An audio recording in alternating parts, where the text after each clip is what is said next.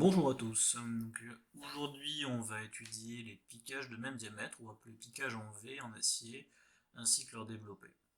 Avant de commencer cette vidéo, je vous invite pour réaliser ces développés, à acheter deux outils, un cobra, ou aussi appelé règle flexible, mais également un pistolet, ou aussi appelé perroquet. Toujours pareil, je mets en avant un livre réalisé par Nicolas Henry qui reprend tous les tracés de tuyauterie de manière bien plus poussée et adressée à un public bien plus expérimenté, mais qui est très constructif et qui permet aussi de comprendre peut-être mieux la logique du développé de piquage. Donc si vous faites encore de la tuyauterie acier ou inox, ça peut vous servir. Donc nous voilà sur le dessin du piquage en V. Pour ce qui est de l'emplacement et quelles sont ces quatre vues, je vous invite à regarder la vidéo d'introduction qui l'explique. Pour rappel, tout simplement, ça c'est la vue de face, ça c'est la vue de gauche, ça c'est le développé de ce tube-là, et celui-ci, le développé de ce tube-là. Par développé, c'est tout simplement le périmètre du tube. Donc pour commencer, il va falloir tracer deux cercles. Ici, sur cet exemple, on va être sur du tube de 33-42 et donc la moitié, un rayon de 21. Ces cercles-là, il va falloir les diviser, soit en 12 si vous le faites sur papier, soit en 24 si vous le faites sur un logiciel de DAO, parce que c'est plus précis. Le problème si vous le faites en 24 sur du papier, c'est que les traits vont se chevaucher et ça va pas faire propre à la fin. Donc je vous conseille vivement de les faire qu'en 12. Pour cela, il faut le diviser de cette manière, pour le 12. On fait un cercle du même diamètre que le tube en prenant chaque côté. Alors, moi je dessine un cercle, mais vous allez faire tout simplement des petites marques au compas. Et le but c'est de trouver les intersections sur ce cercle. Vous n'allez pas vous embêter à faire tout ça. Voilà. De cette manière, on a nos points. Et là, il suffit de les descendre comme ça. Il faut les descendre jusque là. Tous sans exception. Donc là, hop là, excusez-moi.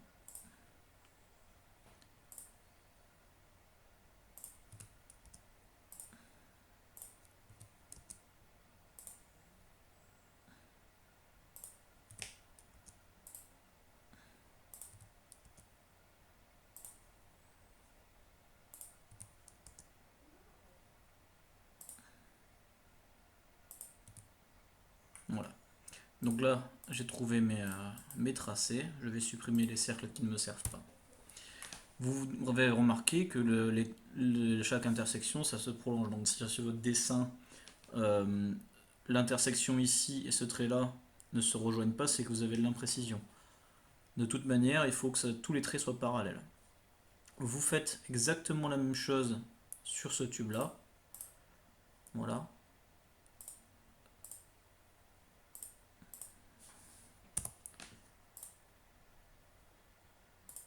Voilà. Vous faites sur ce tube-là. Et là, par contre, vous voulez prolonger tous les traits que jusqu'à que ça touche le cercle.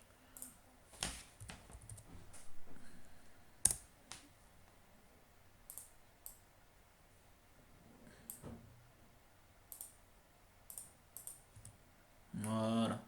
Ça, je peux le supprimer.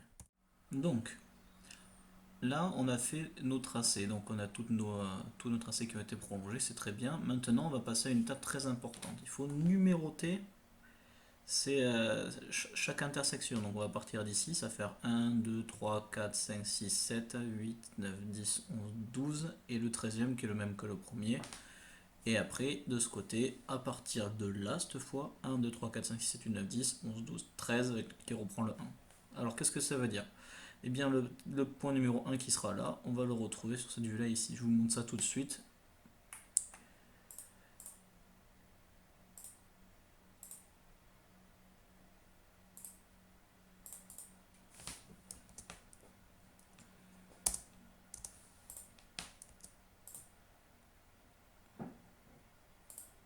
Voilà. Donc, comme je disais, on retrouve chaque point qui, on le voit d'un côté, on le voit de l'autre. Donc là, le 1 ici, on le voit donc ici, puisque là, on est sur le côté. Maintenant, il s'agit de prolonger ces traits-là. Jusque là.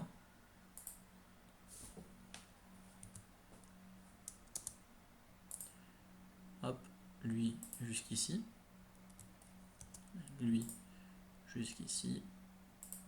Et lui jusqu'ici. Pourquoi? Tout simplement, c'est qu'on va associer le point 3, qui est ici, avec le numéro 3 qui est là. On va associer par exemple le point numéro 6 avec le point numéro 6 qu'on retrouve ici, à l'intersection. Et on va suivre ces tracés. Et on va voir se dessiner notre V, tout simplement. Qui passe par chaque intersection. Ces traits qui sont là, il faut les prolonger jusque là. Tous.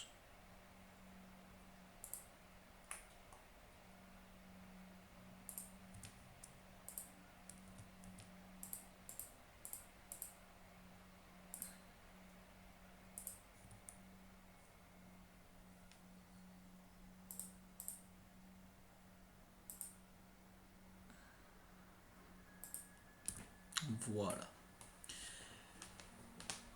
L'étape de répartition des points est terminée. On va maintenant passer au tracé des développés. Donc, pour ce qui est du développé, on va d'abord s'occuper du développé femelle. Comme vous le voyez, le V, il arrive à la moitié du tube. Donc là, on va tracer l'axe déjà de notre tube, pour commencer. Puis, on va répartir ce périmètre de part et d'autre. À savoir que le périmètre du tube, c'est pi fois 2 fois le rayon. Là, dans notre situation, on est sur du 33-42 et le périmètre de ce tube fait 132 mm. Donc, si le V arrive à la moitié du tube, il faut répartir ça sur le demi-périmètre. Donc, si on fait 132 divisé par 2, on arrive à 66. Ces 66, il faut les répartir de part et d'autre de l'axe.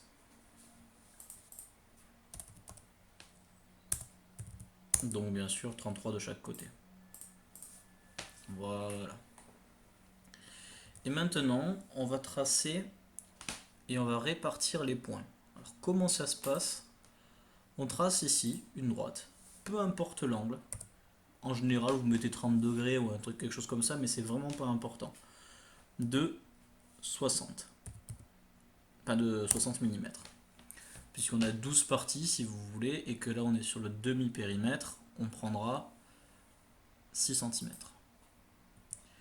Vous rejoignez ce trait avec ce trait-là. Et c'est là où il va falloir bien m'écouter. Il faut faire un trait tous les 1 cm. Et là, on va plaquer notre équerre ici. Il faut prendre une équerre et la plaquer là. Une fois qu'elle est bien plaquée, on y colle sur cette face-là une règle. Elle ne suivra pas ce trait-là, ou peut-être par chance, mais normalement elle ne le suit pas.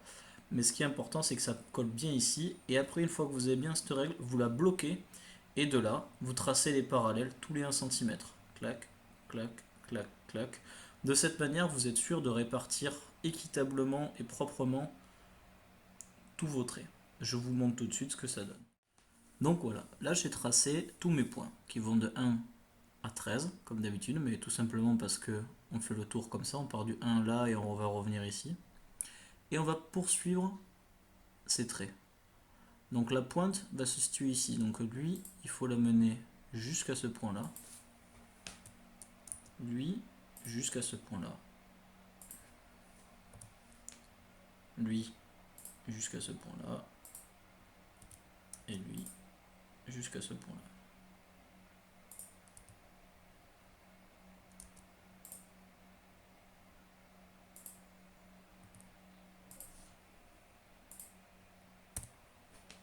Voilà.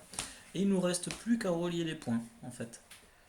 Donc là, vous voyez, on va suivre ce tracé-là. Je vous montre tout de suite.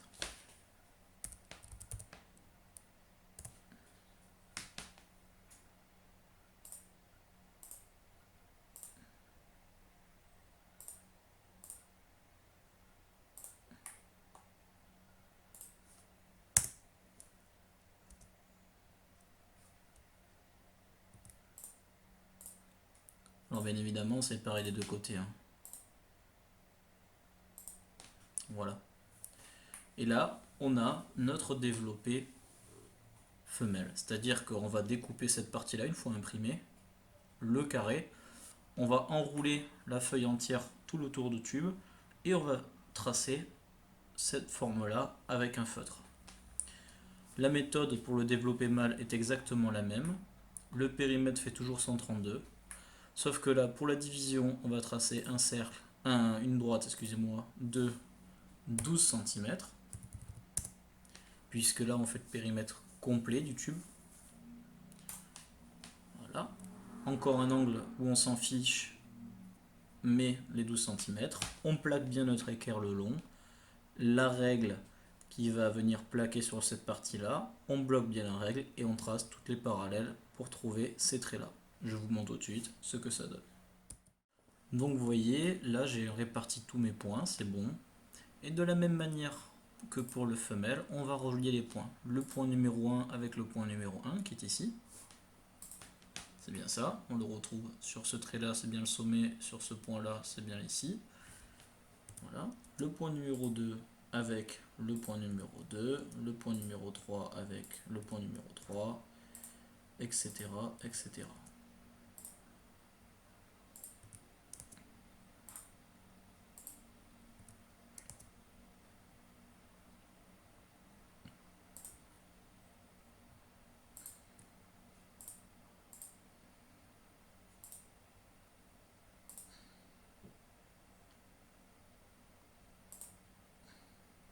Voilà.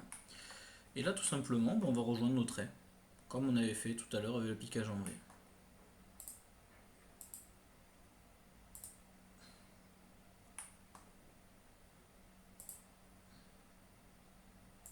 Et voilà. Vous voyez que ça suit parfaitement chaque intersection et notre développé est terminé. Là, j'ai oublié de le dessiner, excusez-moi. Voilà, c'est bon.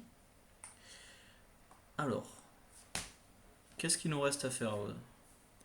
Eh bien, nos numérotations, c'est fait. Tout ça c'est fait, tout est réparti. On a fait le mâle, le femelle. On peut dire que notre piquage en V est terminé. Pour ce qui est des tracés, il va falloir suivre quelques règles. Le cadre de propreté se fait au 0,7. Tous les traits de construction se font au 0,3. Et les traits importants, c'est-à-dire les contours, les V, voilà, les épures se font au 0,7. Le but c'est que quand on regarde le dessin de loin, on ne voit que ça. Comme vous le voyez sur cette image, le dessin, quand on le regarde de loin, c'est uniquement ce qui nous intéresse qu'on voit en premier. C'est de toute façon ce qu'on va exploiter quand on utilisera nos développés de piquage. Je vous remercie d'avoir suivi cette vidéo et on se retrouve une prochaine fois pour étudier le piquage gueule de loup. Merci.